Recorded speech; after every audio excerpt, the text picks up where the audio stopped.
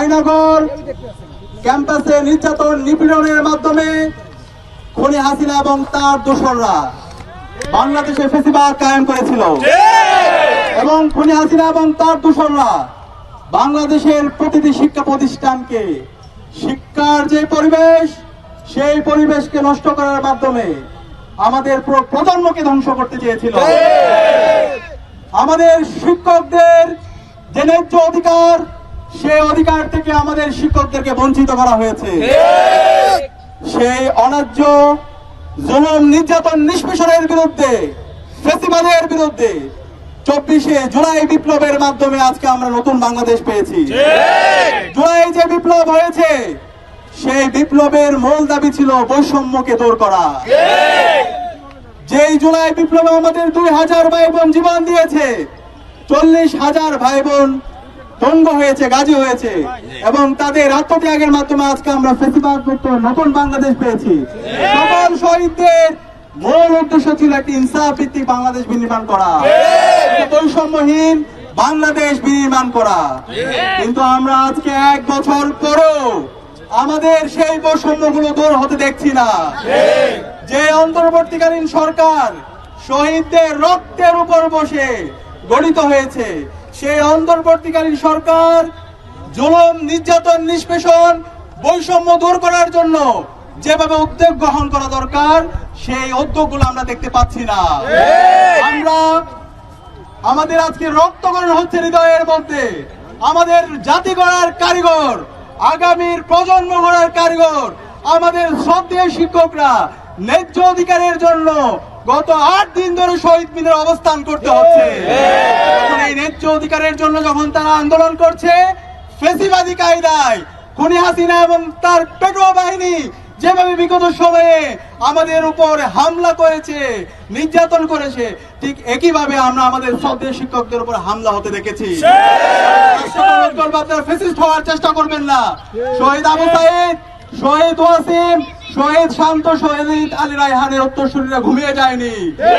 আবু সাইদ যেভাবে প্রতিবাদ প্রতিরোধ করে তুলেছিল, ইনসাফের পক্ষে কথা বলেছিল, বৈষম্যের বিপক্ষে কথা বলেছিল, আমরা শহীদ আবু সাইদ, ওয়াসিম, আলী রায়হানের উত্তরসূরিরা ঠিক একইভাবে আমরা আমাদের বৈষম্যের বিরুদ্ধে ইনসাফের পক্ষে আমরা কথা বলে যাবো ইনশাআল্লাহ। আজকে আমরা 8 দিন ধরে আন্দোলনের পরও অন্তর্বর্তীকালীন সরকারের কার্যকর কোনো উদ্যোগ দেখতে পাচ্ছি না। আজকে আমরা হতাশ হচ্ছি। অন্তর্বর্তীকালীন সরকারের যিনি প্রধান তিনি একজন শিক্ষক, আজকে যিনি শিক্ষা উপদেষ্টা তিনিও ঢাকা বিশ্ববিদ্যালয়ের একজন শিক্ষক, আজকে যিনি আইন উপদেষ্টা তিনি একজন শিক্ষক, আজকে যিনি জ্বালানি উপদেষ্টা তিনিও একজন শিক্ষক। অন্তর্বর্তীকালীন সরকারে আমরা যাদেরকে দেখতে পাই তারা সবাই শিক্ষক। শিক্ষক হয়ে আপনারা আমাদের শিক্ষকদের বঞ্চনা, তাদের ন্যায্য অধিকার কথা অনুভব করতে পারছেন না। আপনারা যদি এটা করতে না পারেন আপনাদের এখানে থাকার দরকার নাই, ভোগ বিলাস করার জন্য পাঠাই নাই। শিক্ষার্থীদের এবং আমাদের শিক্ষকদের ন্যায্য যে দাবি আছে সেই দাবি বাস্তবায়ন করার জন্য আপনাদেরকে পাঠিয়েছি। শহীদদের যে আকাঙ্ক্ষা, তাদের যে প্রত্যাশা, সেই প্রত্যাশা বাস্তবায়ন করার জন্য আপনাদেরকে পাঠিয়েছি। আপনারা যদি মনে করেন এখানে ভোগ বিলাস করতে এসেছেন তাহলে আপনারা ভুল করছেন। এই পথে পথ বাড়ান। আমাদের শিক্ষকদের ন্যায্য দাবি মেনে না নেন তাহলে বাংলাদেশে ফ্যাসিবাদ, খুনি হাসিনা এবং তার দোসরদের যে পরিণতি হয়েছিল তার চাইতে খারাপ করে যাবে।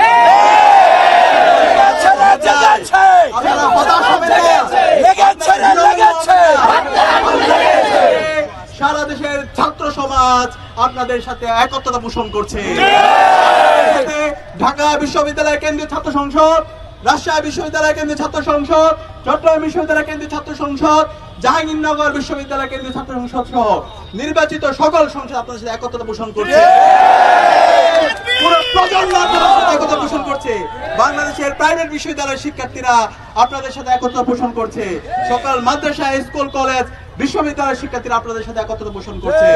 এবং আমরা বলতে চাই শিক্ষকদের যে ন্যায্য দাবি, আপনাদের দাবিটা কি? সামান্য একটা দাবি।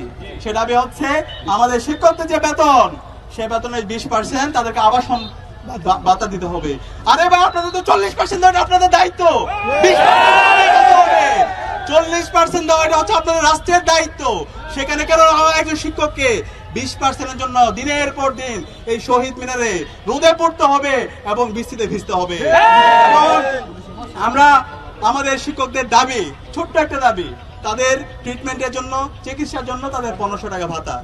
আরে ভাই, 1500 টাকাটা কি বেশি? রাস্তার কি টাকার অভাব হয়েছে?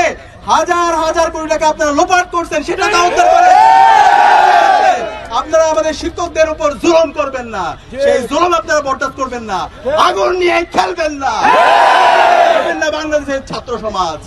এবং আমরা একই সাথে আমাদের শিক্ষকদের যে দাবি, যারা স্টাফ আছে তাদের উৎসব ভাতা 75% উৎসব ভাতা, সেটা একটা ন্যায্য দাবি। আমি অনুরোধ করবো অন্তর্বর্তীকালীন সরকারকে, এখনো সময় আছে, শিক্ষকদের ন্যায্য যে দাবি আছে সেই ন্যায্য দাবি মেনে নিন, তাহলে এমন ঝড় হবে, এমন উত্তাল তরঙ্গ হবে যেটা আপনারা বইতে পারবেন না। আমাদের শ্রদ্ধেয় শিক্ষকদের যে দাবি আছে, ন্যায্য দাবি আছে, সেই ন্যায্য দাবি মেনে নিন। একই সাথে সারা দেশের আজকে শিক্ষা প্রতিষ্ঠানগুলো অচল অবস্থায় আছে। আমাদের এমপিভুক্ত যে শিক্ষক, সারা দেশের শিক্ষা ব্যবস্থা 57% শিক্ষা ব্যবস্থা 97% শিক্ষা ব্যবস্থা আমাদের এমপিভুক্ত শিক্ষকদের সাথে কানেক্টেড।